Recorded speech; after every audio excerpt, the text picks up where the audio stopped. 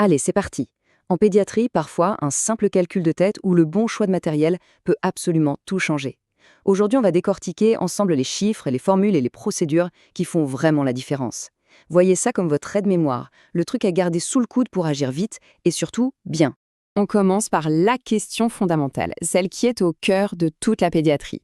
Parce que cette idée, elle explique pourquoi chaque chiffre qu'on va voir est si particulier et si important. C'est vraiment le fil conducteur de tout notre parcours aujourd'hui. Alors, voilà notre programme. On va d'abord s'intéresser aux constantes vitales pour comprendre le langage du corps de l'enfant. Ensuite, on passera à du très concret, le choix du matériel, une étape super importante. Après ça, on verra quelques formules de calcul qui peuvent vraiment sauver la mise. Puis, un gros morceau, l'anesthésie et l'extubation, des moments hyper critiques. Et on terminera sur la transfusion, quand et comment on décide. Allez, on y va. On attaque donc avec la première partie, les constantes vitales. C'est la base de tout. C'est un peu comme apprendre à lire l'histoire que le corps de l'enfant nous raconte, minute par minute. Regardez ça, ce qui saute aux yeux tout de suite, c'est à quel point les chiffres évoluent avec l'âge. Un nouveau-né, son cœur peut battre jusqu'à 180 fois par minute. C'est énorme. Alors qu'un enfant plus grand va se stabiliser autour de 100. Ça montre bien que leur physiologie, elle est en pleine construction. Et tenez, prenez ce chiffre, 53. 53 respirations par minute. C'est tout à fait normal pour un nouveau-né. Pour un adulte, ce serait un rythme complètement fou, n'est-ce pas ? Et ça nous rappelle encore une fois pourquoi la pédiatrie, c'est vraiment un monde à part.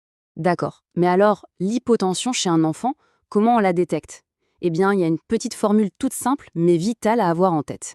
La pression systolique est trop basse si elle passe en dessous de 70, plus 2 fois l'âge en année. C'est un petit calcul de tête super rapide et qui peut littéralement changer la donne sur le terrain. Bon, maintenant qu'on a vu comment écouter le corps, il nous faut les bons outils. On passe donc à la deuxième partie, le choix du matériel.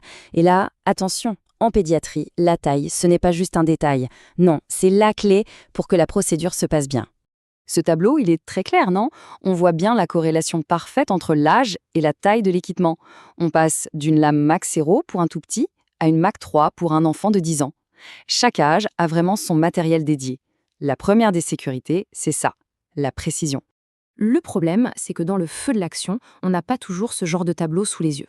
Alors il existe une petite formule, presque magique, pour s'en sortir. Pour la taille de la sonde d'intubation, on prend le poids en kilos, on le divise par 10 et on ajoute 3. C'est vraiment le genre d'astuce à mémoriser. Et pour la sonde d'aspiration, c'est encore plus simple. La règle, c'est taille de la sonde d'intubation fois 2. Voilà. Simple, efficace, difficile de faire plus direct et impossible de l'oublier. Allez, on enchaîne avec notre troisième chapitre, les formules essentielles. Celles qu'on utilise tous les jours, notamment pour l'hydratation. C'est vraiment l'ABC du quotidien en pédiatrie. Ah, celle-là, c'est un grand classique, la fameuse règle des 4-2-1. C'est la méthode de référence pour calculer les besoins en fluide d'un enfant. C'est simple, c'est 4 ml par kilo et par heure pour les 10 premiers kilos. Ensuite, on passe à 2 ml pour les 10 kilos d'après. Et au-delà de 20 kilos, c'est 1 ml par kilo. Pour que ce soit bien clair, prenons un exemple. Un enfant de 15 kilos. Pour ses 10 premiers kilos, on fait 10 fois 4 millilitres. Et pour les 5 kilos qui restent, on fait 5 fois 2 millilitres. On additionne les deux et hop, on arrive à 50 millilitres par heure. C'est logique et ça se calcule très vite. Bon, là on aborde un sujet un peu plus pointu, mais qui est absolument crucial, l'anesthésie et l'extubation. Ce sont des moments clés, des phases vraiment critiques, où la rigueur est non négociable. Pour se repérer, pour savoir où on en est dans l'anesthésie, il y a les stades de Gödel. C'est un peu notre GPS. Le stade 3, c'est notre destination. C'est là qu'on peut opérer. Le stade 4, c'est le surdosage, donc danger critique. Et il faut faire très attention au stade 2. C'est une zone de turbulence, une phase d'agitation super dangereuse. Maintenant, le moment de l'extubation. C'est un vrai choix stratégique. Il y a 2 grandes options. Soit on extube en sommeil profond, ce qui est parfait pour la chirurgie de l'œil ou pour un enfant asthmatique, parce que ça évite la toux. Soit, et c'est le plus courant, on attend le réveil complet. L'avantage, c'est qu'on est sûr que tous les réflexes de protection sont bien revenus.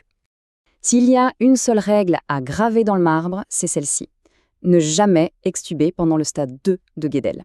Jamais. C'est la zone rouge, le moment où le risque de laryngospasme est à son maximum. C'est vraiment la règle d'or de la sécurité.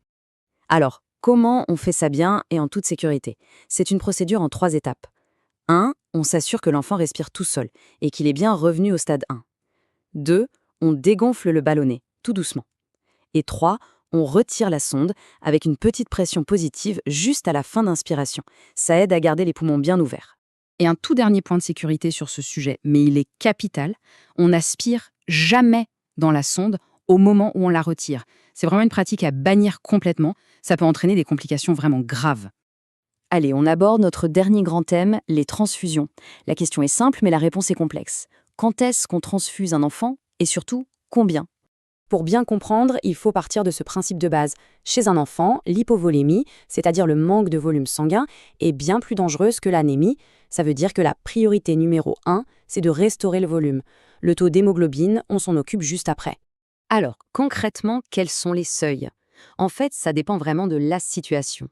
Avant une opération, on va souvent transfuser en dessous de 8 grammes par décilitre d'hémoglobine. Juste après, on est plutôt sur un seuil entre 8 et 9. Et pour les tout petits, en néonatologie, on est beaucoup plus prudent. On transfuse dès qu'on passe sous les 10. Et la quantité, on la calcule comment? Là aussi, il y a une petite règle simple à retenir. 3 à 4 millilitres de sang par kilo, ça permet de faire remonter l'hémoglobine d'environ 1 gramme par décilitre. C'est facile à retenir et ça permet d'être vraiment précis dans son action. Voilà, on a fait le tour. Alors pour finir, on pourrait se demander, parmi tous ces chiffres, lequel est le plus important? La fréquence cardiaque, la taille de la sonde, le seuil de transfusion. En réalité, la question n'est pas là. Le plus décisif, ce n'est pas un chiffre en particulier, c'est de tous les avoir en tête, parce qu'ils forment un tout. Les maîtriser, ce n'est pas du par cœur, savoir les clés pour agir avec confiance et précision.